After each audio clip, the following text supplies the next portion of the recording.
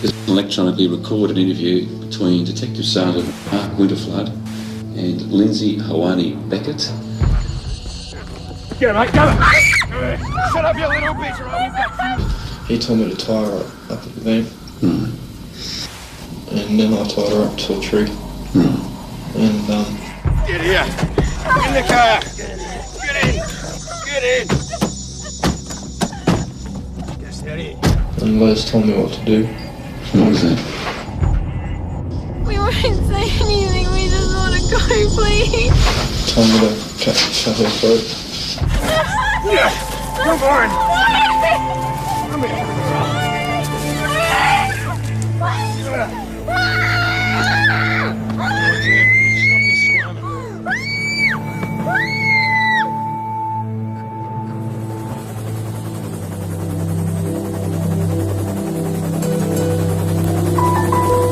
The spectacular Sapphire Coast in the far south of New South Wales.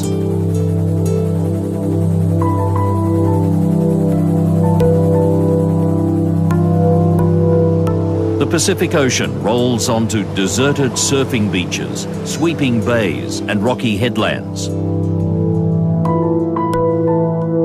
They're part of a line of national parks and waterways that stretches down the coast to the Victorian border.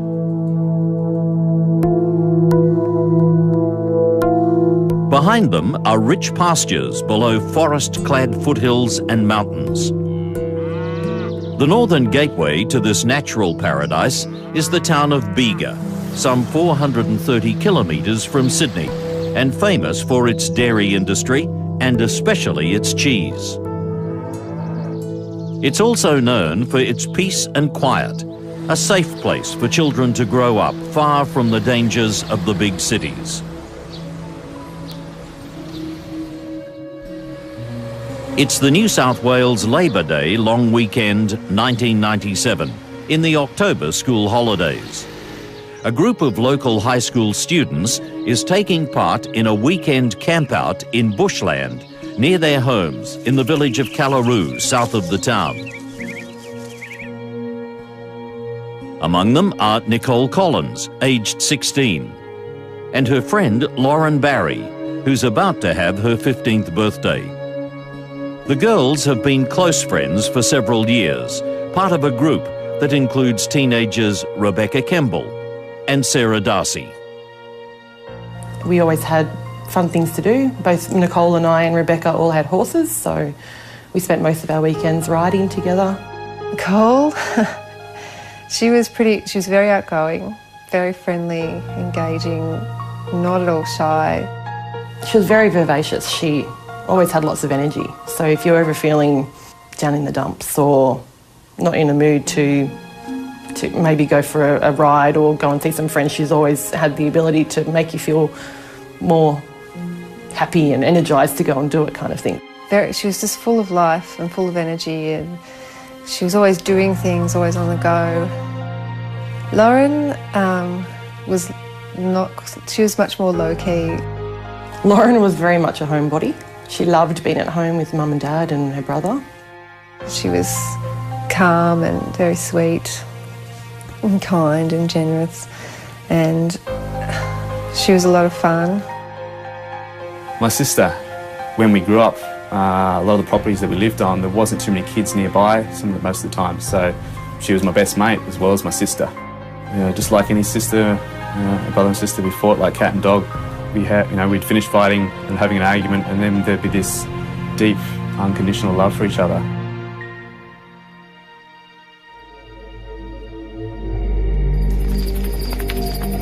Hey, so how's horse riding on the weekend? It was really good. I did this really big jump. Even though the teenagers are responsible and trustworthy, their parents still make sure the campout is well supervised.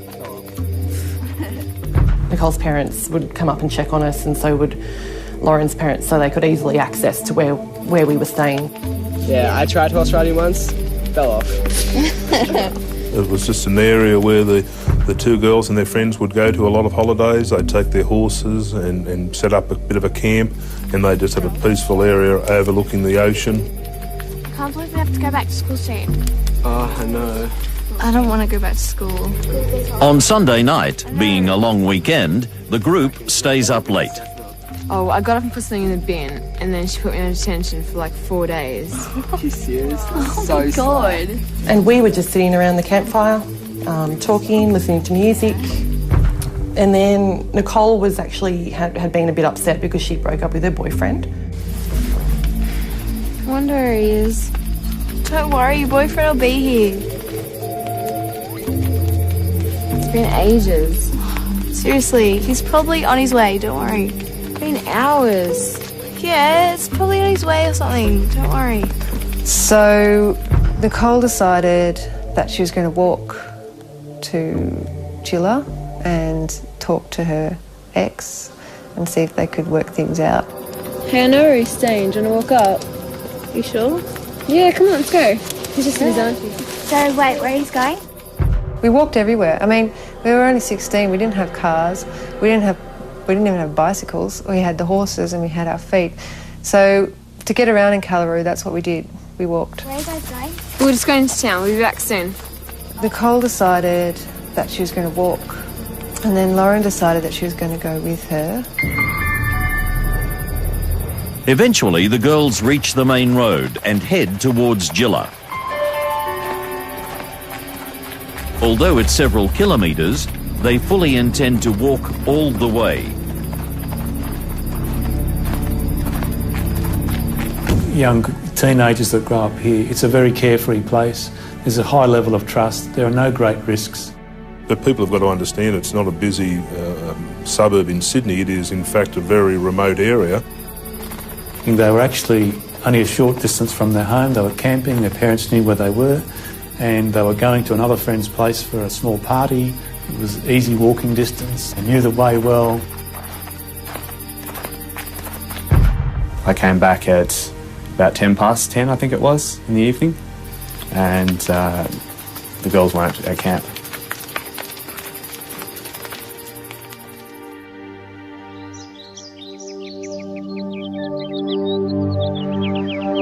Next morning, Lauren's brother Nathan is one of the first campers to wake up.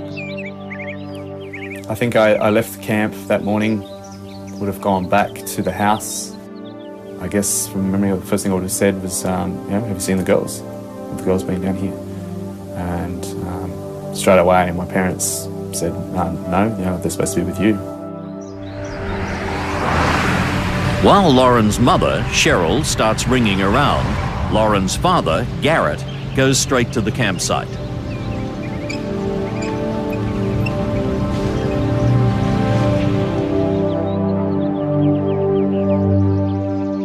He said, "Where's Lauren?" And I said, "Oh, she and Nicole have walked out to Gilla." I said, "They're probably at Nicole's house."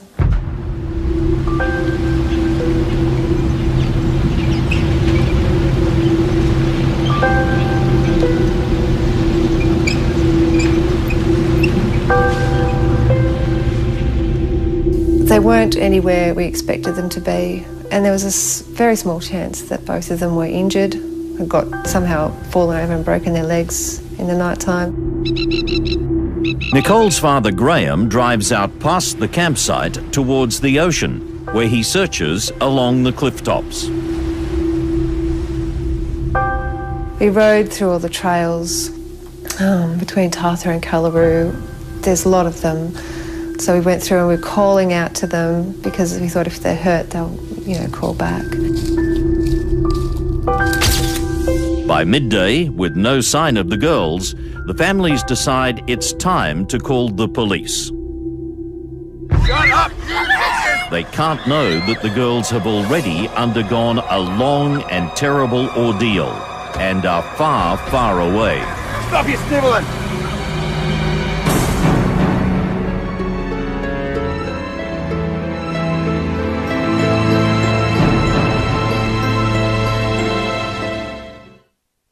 I know where he's staying. Can we have a look? Are you sure? Yeah, come on. Okay, where are you going? We're going to town. See you later. Oh, bye. Teenagers Lauren Barry and Nicole Collins have walked away from a campsite on Sunday night on the October long weekend in 1997. On the Monday morning, while the first frantic searches are taking place, a council worker is driving along the highway not far from the turnoff to the girls' campsite. He sees a large pink-coloured television set abandoned on the side of the road, and he loads it onto his truck. It'll be several weeks before police recognise it as the vital clue they need to break the case. Meanwhile, Bega detectives quickly establish the girls are not simply runaways. When you met their parents and sort of talked through the type of children they would maintain constant contact, almost for no reason, in the middle of parties. The families were adamant that their girls hadn't run away, that's not in their makeup, they've never done it before. The girls, aged 15 and 16, disappeared from a campsite near Bega after telling friends they were going for a walk. The search for the girls expands as SES and other local volunteers begin detailed sweeps of the bushland. The whole community, everybody, came down and said, we're here to help, we'll help you search. The first thing I did was to try and drive to all the places where I thought the girls could have been. Houses, hangouts, places in the bush where we used to all go. We had cubby houses and our favourite spots, and the girls weren't any of them, so then started driving the highways, and be looking out for anything along the side of the road, north, south, east, west. There's been no contact from the teenagers or any confirmed sighting. At the local refuse centre, the council worker unloads the big pink television set. The recycle bin is full, and so he places it on the ground. It'll be found a few hours later by a scavenger who takes it home, repaints it black, and sells it to a local hotel.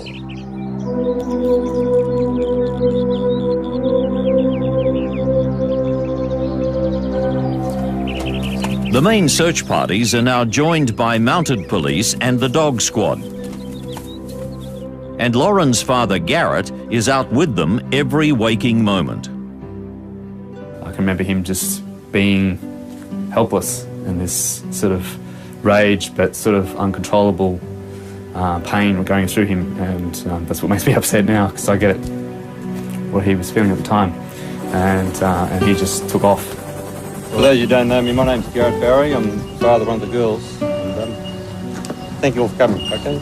It's really appreciated. No sleep whatsoever. I've never seen anything like it, to try and find them.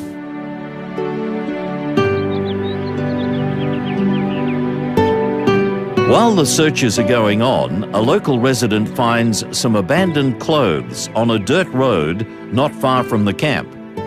There's a girl's top and a distinctive check flannelette shirt. They're soon recognised as Lauren Barry's, and the police return them to her mother. A distraught Cheryl carefully puts the clothes away, unaware they carry vital DNA evidence. We didn't put two and two together at that time because, as I say, the girls were just missing at that stage. It was just the first day that they'd been missing.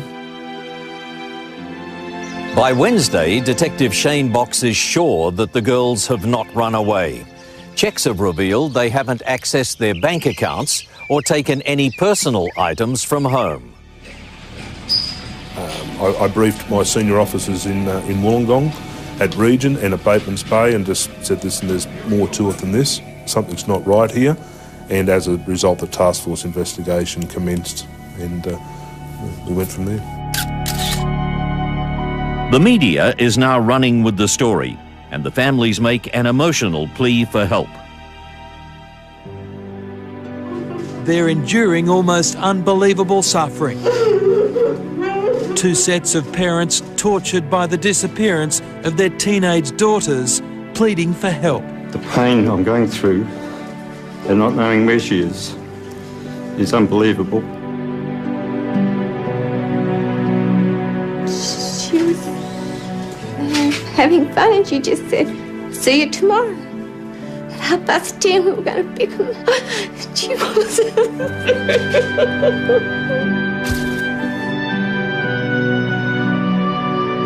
The publicity generates a rush of information. A local mother comes forward to report that she was driving to Tathra at 9:50 p.m. on the Sunday night when she came across a car stopped on the highway. Unable to pass safely, she had to stop. And in the light of her headlights, she can see two girls and a man standing by the car. There's enough light for her to give police a clear description of him.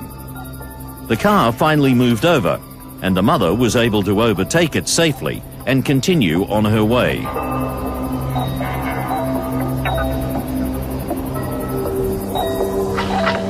Another witness comes forward to say he saw a pink TV set abandoned on the roadside. It's just one of hundreds of small pieces of information offered by deeply concerned locals. It was all people talked about. You know, you walk down the street and everybody seemed to know them, or their parents or their siblings, or, you know, their kids went to school with them, or, you know, it was just what everybody talked about. I recall that turning up to the families' homes, there were people leaving the homes after dropping off some food for them. They were there to offer them support. Hi. Hanging in there.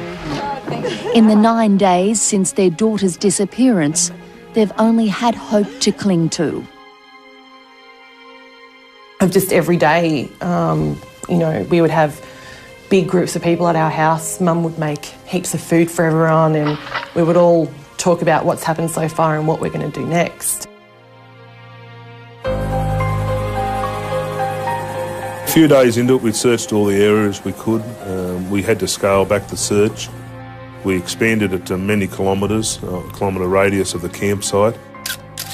But then we had to make a decision to scale back the search, and we did.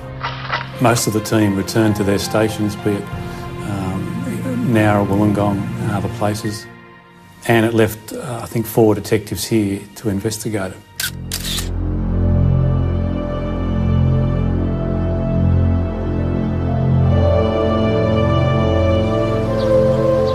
It's now almost a month since the disappearance. But just as the task force investigation is wound down, new information suddenly surfaces about a pair of violent career criminals, Leslie Camilleri and Lindsay Beckett.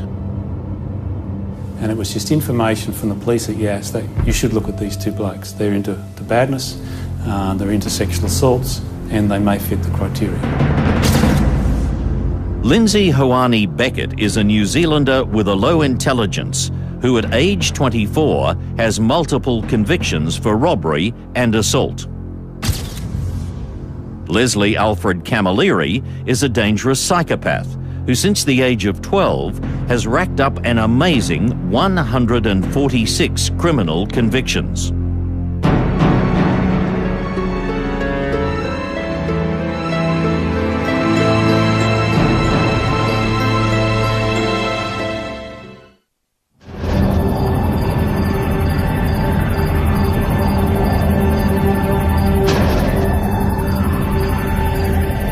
Police in Bega, trying to solve the mystery of missing teenagers Lauren Barry and Nicole Collins, are told about two violent career criminals, Leslie Camilleri and Lindsay Beckett.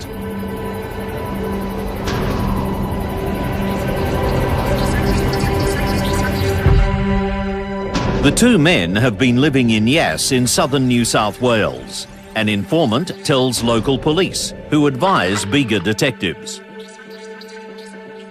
The informant had noticed something in the newspaper, was aware of an article in the newspaper about the two missing schoolgirls. And there'd been a conversation between Beckett and Camilleri to the effect that I bet the police try and blame this on us. And they'd arced up about it quite badly. And that seemed odd to this informant, who also knew that Beckett and Camilleri were in Bega. They check the background of the two and find Camilleri has recently faced court on 6 counts of violent rape of an 11-year-old child, but was freed after his trial was aborted on a legal technicality. He and Beckett are also under investigation for the abduction and multiple rape of a 19-year-old woman. The detectives then get a call from Canberra police with the news they've arrested Beckett after chasing a stolen car. And in the vehicle that he was driving was some blood-stained clothing in the boot. let's go and introduce ourselves. Let's have a look at this clothing. Who knows, it could be the girls' clothing or something we can identify. Detective Winterflood drives to Canberra with Detective Stuart Gray. On the way, Gray is preparing for the Beckett interview by reading through various witness statements. He rereads the witness report of an abandoned pink TV set having been seen on the highway at the place where the girls disappeared. He starts to wonder if it's connected to the mystery, and he comes up with an intriguing theory. So I was travelling with this detective and he said, you know, it would make sense if you had a pink TV or a large TV in the car, that to get two girls in, you'd put a TV out and you'd put it beside the road. And I remember thinking, well, listen, that's just, you know, that's neither here nor there. It's really a bit of a nothing. So I sort of didn't give it a lot of credence. As I explained to you earlier today, when they interview Beckett, they find him arrogant and deliberately nonchalant. And towards the end of the interview, I put to him, and did you have a pink TV in your car? Well, the feet, you know, snapped down and he sat up, and obviously I'd hit a sore point with him. He didn't tell us much about it, but we just registered there's something about this television that's important. Beckett then admits to having a television set in the car in Bega, but he says he can't remember what happened to it. But I wish to speak to you further about it. So we started to work on the theory that maybe the TV was put out to put people in. So we thanked him for his time and we left. And we went from there to Yass to try and meet the informant. In Yass, the detectives discover that Camilleri and Beckett had actually stolen a pink TV set from the informant.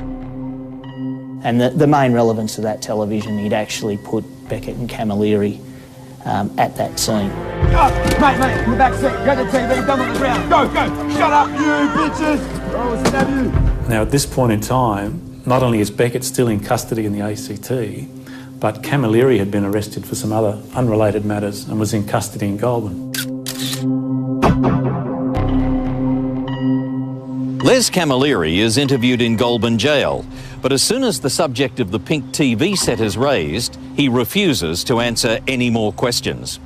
Camilleri returns to his prison cell, where he's later reported to be in a distressed state, crying and banging his head against a wall. So we were in a situation where we knew that both of them were in custody, couldn't speak to each other, and this was a golden opportunity to work on their ability not to contact each other and their loyalty. The detectives then subject Beckett to a second interview, where they tell him they can now link him to the girl's disappearance. And I also had on the interview table in front of him photographs of the two girls, which I'd opened up, and they were large sort of A4 facial photographs of the girls from high school. And he instantly turned them over, and I knew I'd sort of hit a raw spot. Beckett asks to take a break, and while smoking outside, he suddenly bursts into tears and blurts out to his guards, "They've got us." So they've marched him back into the room, and he said, "Oh, give me a map, show me a map, I'll show you where they are." Okay. So we've opened this map on the floor, and he started sort of looking at the Monara Highway in Bombala, and then he said, "They're here, they're back there."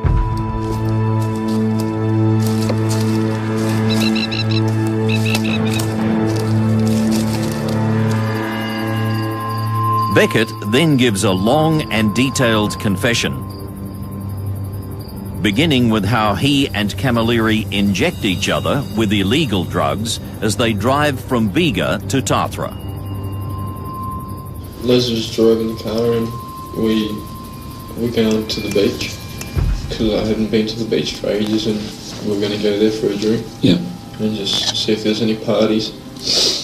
And we were going up the hill and seeing these two girls there and Les stopped. Hey mate, here, what have we got here? Hey girls! I asked them if they wanted a lift. And they said, "Oh yeah, alright then." And then we said we're going to the beach, and I asked them if they wanted to come. And they said yeah. The girls' families and friends are adamant that neither would have willingly got into a car with strangers, insisting they must have been forcibly abducted. You want to lift? We'll give you a lift home. No, I'll just walk. There was certainly no signs of violence going on, and it appeared that the girls were actually talking to the vehicle occupants, and one of them was actually out of the car, according to the witness. So at that point, although maybe not a normal or believed action of the girls, certainly on this occasion I think that account is correct. They wouldn't have gotten in the car with, especially a car that looked like the way it did. It was all banged up and dodgy looking. These two were off their faces on drugs. And Nicole and I were both, oh God, you know, we'll never get in a car with strangers. And she said to me, oh, just never do that. No, I'd never hitchhike, I'd never do anything. You know, Dad would kill me. I'm still to this day convinced that they never hopped in the car voluntarily. They were either coerced into the car or through their mannerisms of Camilleri and Beckett, they were frightened and hopped in the vehicle. Beckett's version of events, he was accurate and truthful about a lot of other detail. I didn't see him gaining anything by saying they didn't get in voluntarily. Well, I think he lied about it to try and make it sound as though... Party on the beach? No, we can't. We just go to make it sound less harsh on themselves. No. Shut up, you little bitch! Get the TV out of the back seat, mate. Dump on the ground. Go! Shut up! Stab your friend too. Hey, go back. You with me? Shut up! With me? Get here. In the car. Get in. Shut up. Stay in.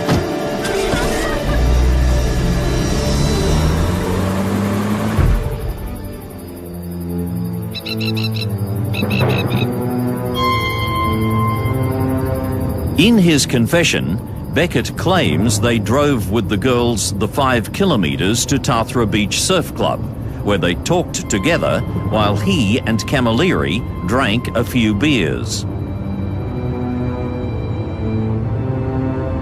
As the town was quiet, they then decided to drive back to Bega and agreed they would stop on the way at the campsite so the girls could tell the others what they were doing.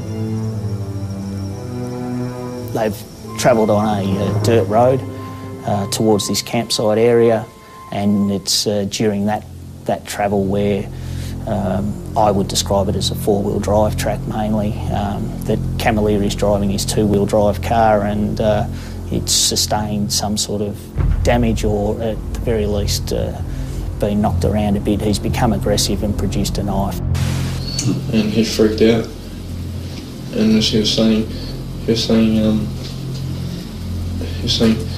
what the fuck he is doing, what he is fucking doing, and he was just freaked right out. So, he was going, pointing his head to stop them from hopping out. The doors are shut, you can't get out. If they try to get out, stab them. We'll stab you, both of you. The girls now are captive in the back seat. Shut your mouth, bitch. The 2 back doors were not functioning correctly. The interior locks or door handles would not allow either of the doors to open. In terms of your relationship with these girls at that time, can you describe that to me? Well, are they under some duress? Are they happy? Are they friendly? They're under some duress. Shut up! Right, explain that to me. They knew, well, Liz put the hard word in, so if they step up, he'll kill them. Camilleri turns the car around and heads back to the main road. Stop your bloody whinging! You're bickering and you're snivelling. So they've come back out on the Snowy Mountains Highway, travelled into Callaroo, and then halfway through Callaroo, this little township, there's a road to your left which goes past the tip and then comes out on Sapphire Coast Drive. Hey mate, I have a bit of fun with these 2 girls. Yeah, you'll be right, girls. Don't worry. You'll be fine.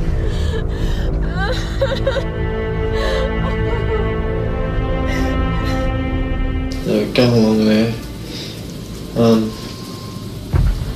Yeah, he's like, yes, do you mind if we have sex with you? And they said no. And so then we kept going, kept driving. So they've driven them out along there, and about halfway between there and the next road, they've stopped and they've raped one of them each.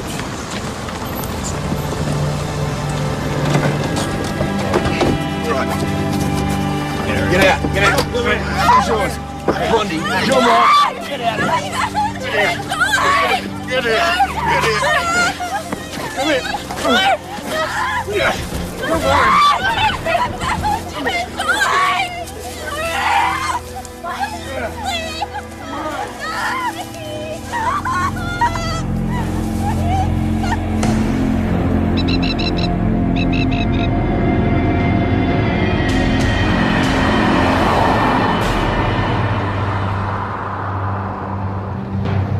The men then head for the Prince's Highway and drive south with their captives towards Eden. Throughout the night ahead, they'll maintain their drug highs with booster injections. Camilleri continues to sexually assault them in the back seat. And they were travelling down there, and as a result of Camilleri's want to rape one of the other girls, I guess I use the term swap girls, they pulled into the side of a road at the Ben Boyd National Park, just north of Eden, where again both girls were raped by each offender. The men now drive into Eden, where Beckett had once worked on a fishing trawler.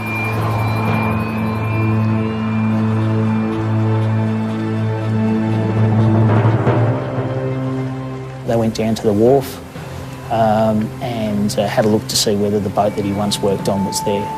During the driving through Eden itself, the girls were told to keep their heads down, and as a result, after not finding the boat and Beckett's supposed knowledge of the area, they attempted to try and find a back road out of Eden.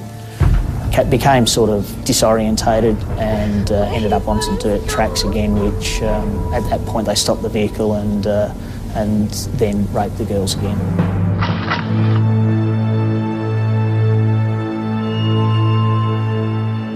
As Beckett continues his gruesome story, it's clear that the long night of terror for Lauren and Nicole is far from over. Camilleri continues to rape Lauren Barry on the back seat. Beckett describes how he drives further south towards the Victorian border. The detectives have little doubt that the girls must have had a strong suspicion of the awful destiny awaiting them.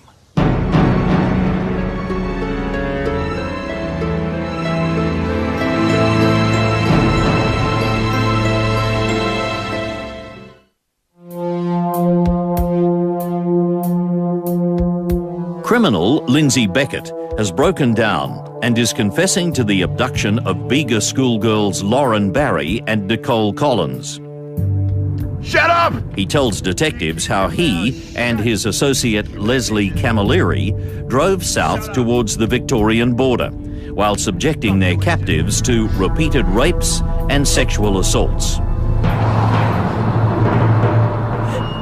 As they drive, the men inject each other with more doses of amphetamine before eventually falling asleep.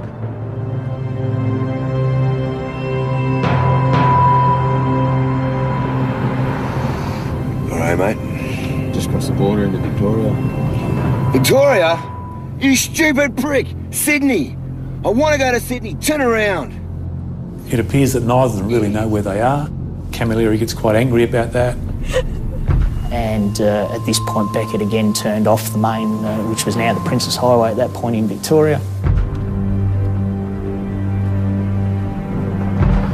Les told me to stop because he wanted to have sex with the one with dark hair. Right. in this West Wingan area where travelled down again a dirt road. You get out! Get out! And me and the one with glasses kept driving down the road. Bugger off! Come back in 20. Come here, mate. Come on! Come on! Camilleri left the vehicle with Lauren Barry and raped her in some bushes. After that rape, it was expressed between Beckett and Camilleri that they used the words "can't go back," and that was expressed by Camilleri, and Beckett understood that realistically that the girls would not be able to be released.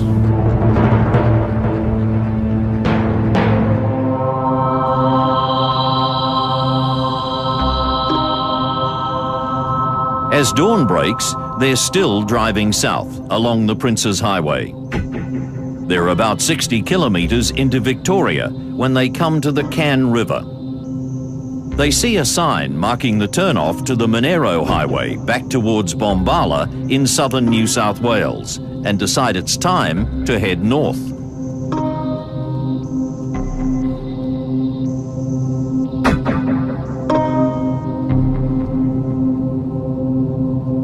After about 40 kilometres, they come to a place called Fiddler's Green Creek. Beckett then spots a small sidetrack into the bush. He said to Camilleri, "What about this?" And Camilleri has said, "Well, let's have a look," and they've travelled up there.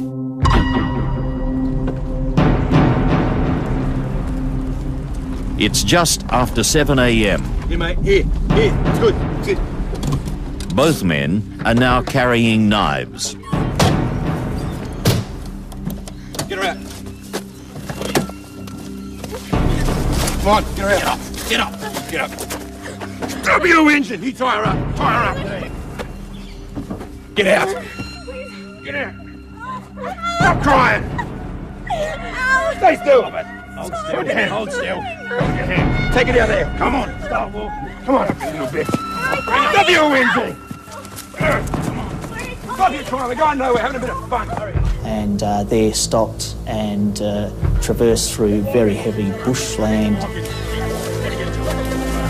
Get her up. On your feet, you little bitch. Get up. Keep walking. Keep walking. Are you gonna kill us? We're just taking you down to the creek. Shut your mouth. I'll shut it for you. Down an embankment to a river area of about some 250 metres. Get down to the water's edge. Turn around. Right, untie her. When they reach a creek, Camilleri unties them before ordering them to strip and wash themselves thoroughly to remove all evidence of the rapes. It's not too cold, you little bitch. Get in there and have a wash. Get in there, quick. Get in. Get in there. Come on. Come on. That's it. Get in there. Down there. You know what I mean. And here too. Stop your crying.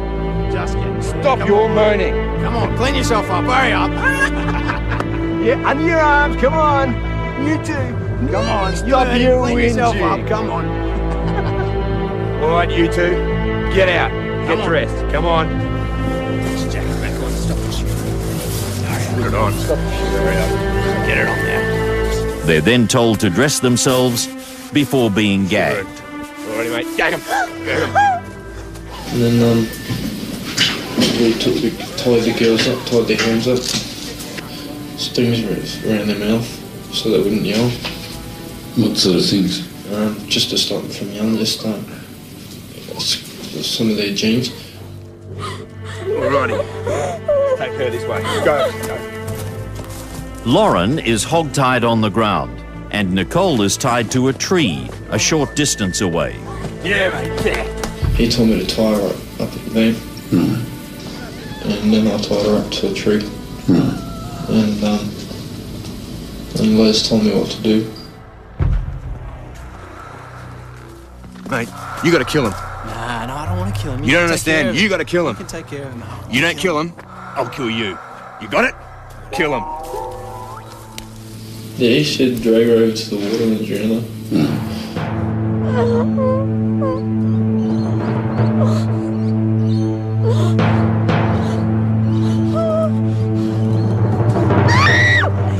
Come here.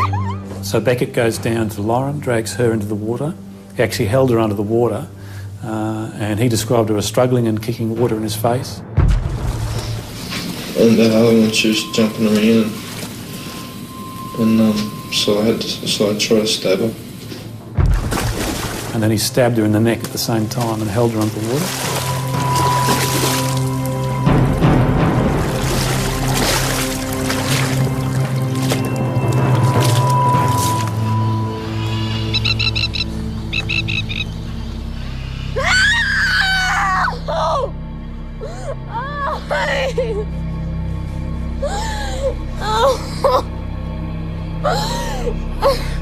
He then goes back to Nicole and attacks her.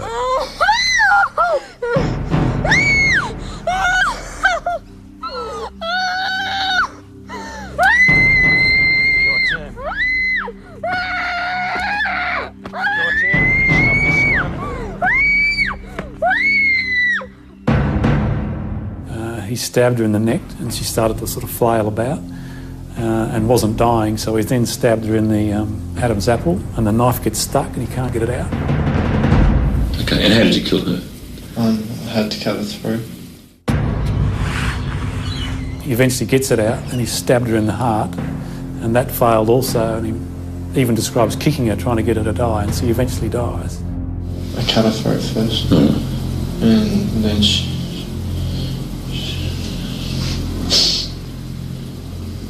and then I stabbed her. Okay. No one chooses how to die, but their deaths were just horrific in every respect. Not only do they have to see Lauren dying, she has to, it's just a terrible death. In relation to the blood that was on your clothing, can you just show me where the blood was on your clothing, approximately? It was on my sleeves, me pants, there's bits of it on my face, on my football jumper. He then retrieves the bloody ropes used to tie her to the tree and returns to the car where Camilleri is waiting. You did it. I did it. You killed him. It's done. Good. Let's go. Beckett says that after the murder, he fell asleep as Camilleri drove back into New South Wales, heading for their homes in Yass. They stop in Canberra on the way to burn their clothes and the ropes, and to throw their knives into Lake Burley Griffin. The long confession over, Beckett is then driven south and Victorian police are alerted. He is driven over the border and to the Fiddler's Green Creek, where he leads the detectives to the girls' bodies. And do you agree that we walked together through the bush and just across the creek and slightly upstream we came to an area where there's a large tree fallen across the river? Yeah. And beneath the root section of that tree in a portion of water was what appeared to be the remains of a deceased person. Yes. All right. And are you able to tell me now if that was the remains of the girl with the dark hair? Yes. Shane Box is among the police on hand to witness the tragic sight before returning immediately to Bega. He's become very close to the families since the girls disappeared, and he cries as he gives them the terrible news.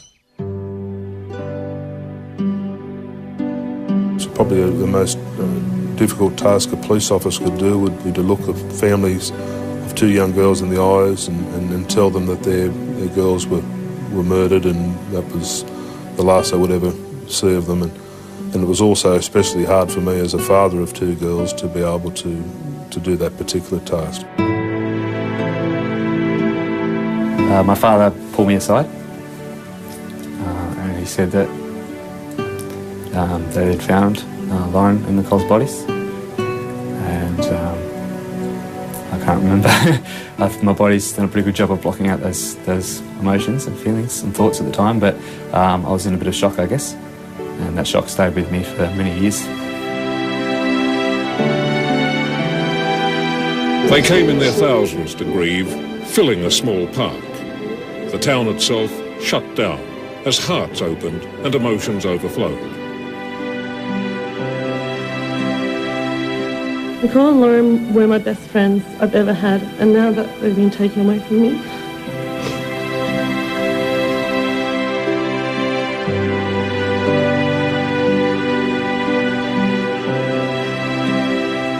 Do not forget the impact of this terrible tragedy when it comes time for justice to be served.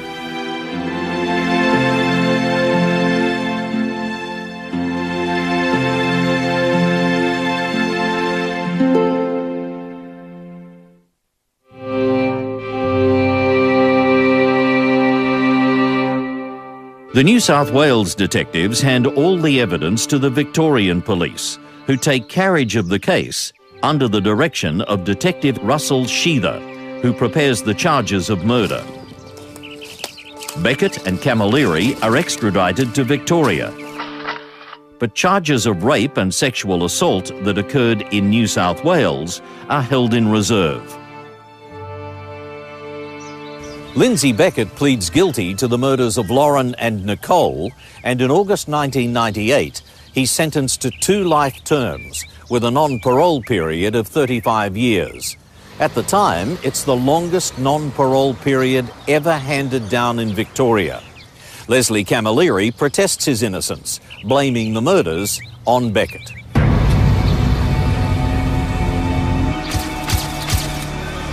His trial gets underway in February 1999 and lasts 10 weeks, during which more than 180 witnesses are called. Apart from Beckett's testimony, the most damning evidence is a match to Camilleri's DNA in semen on Lauren's clothes found by the roadside at Bega. It puts Camilleri not only at the scene but being involved in sexual activity of which he'd continued and during court continued to deny. There's also shocking testimony from a 19-year-old woman who was raped for hours by Camilleri and Beckett just days before they went to Bega.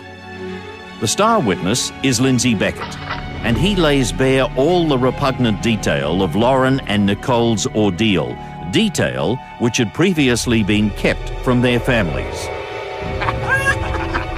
Yeah, under your arms, come on. Of how the girls were made to do all sorts of horrible things, and then, you know, obviously, as you're hearing what your sister was made to do, and how she was raped and how she was tortured, those thoughts and images start coming up in your mind.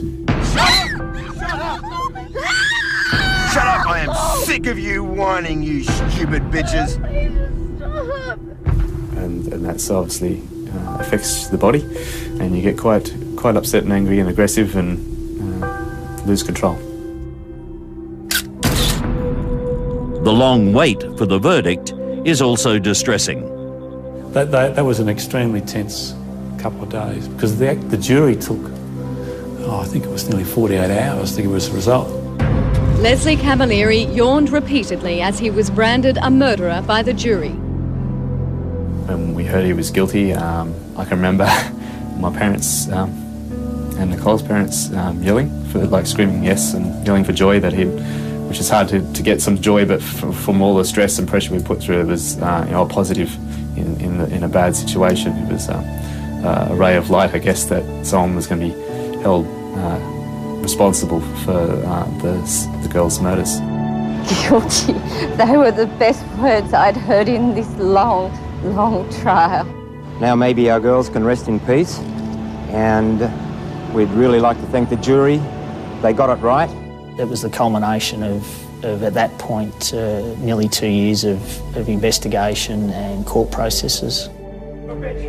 Stay there! The trial judge, Mr. Justice Vincent, made a dramatic statement at Camilleri's sentencing, which is still remembered years later by the homicide detectives who worked on the case. You gotta kill him. He said, however, I consider that my duty is clear. You are sentenced to imprisonment for life on each count without the possibility of release on parole. Through your actions, you have forfeited your right to walk among us again. The case led to significant reforms because it exposed serious flaws in the bail and detention laws.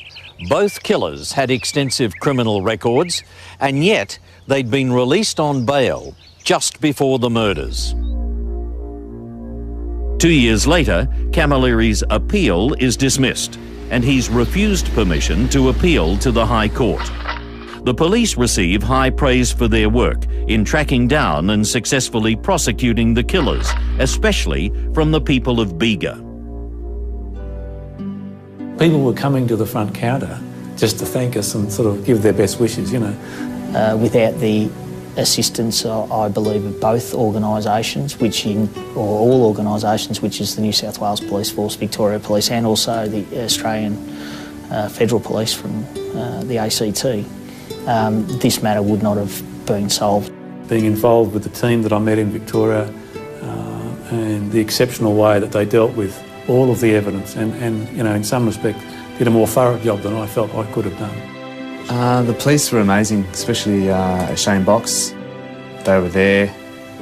They did everything they possibly could to comfort us, and but also sticking with their job at hand, which they have to do. Life in the Bega district returns to normal. It had a big effect on the children in the school and also the teachers, but particularly badly affected were the Year 12 students who had, of course, finished up their formal schooling. They've changed people's lives forever. Everybody else who's left behind, everything's changed for them, you know. They have to live with this pain and the heartache for the rest of their life. Girls, eh? Hey, girls. Come here. Nothing, there's no excuse. Doesn't matter how you're brought up. Have love or hatred or whatever, it's an individual choice. And doesn't matter how badly treated you are. I think these two were naturally born bad seeds. They were psychopaths. They got pleasure out of harming others. And they don't belong in our society.